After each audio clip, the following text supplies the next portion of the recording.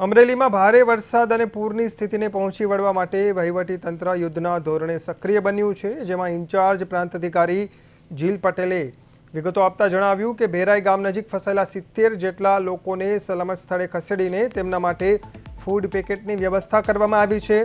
હાલ કેટલાક ગામોમાં કોઝવે અને પુલ પરથી પાણી વહી રહ્યા હોવાથી તંત્ર દ્વારા સતત મોનિટરિંગ કરવામાં આવી રહ્યું છે।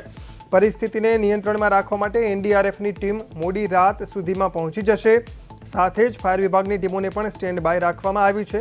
પ્રાંત અધિકારીએ તમામ નાગરિકોને અપીલ કરી છે કે તેઓ અત્યંત જરૂરિયાત વગર પોતાની ઘરની બહાર ન નીકળે અને ઘરમાં સુરક્ષિત રહે।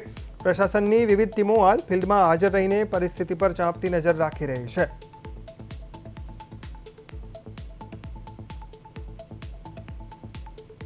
સવારથી લઈને એવી પરિસ્થિતિ હતી કે જ્યાં વહીવટીતંત્ર, સ્થાનિક લોકો અને પ્રજાના પ્રતિનિધિ માનનીય ધારાસભ્ય સાહેબ પણ અહીંયા ભેરાઈ ગામમાં હાજર રહીને 75 થી 80 જણા લોકો હતા એમને આપણે સ્કૂલ ખાતે ખસેડવામાં આવ્યા, એમનું રેસ્ક્યુ કરવામાં આવ્યું, ફૂડ પેકેટની વ્યવસ્થા કરવામાં આવી છે।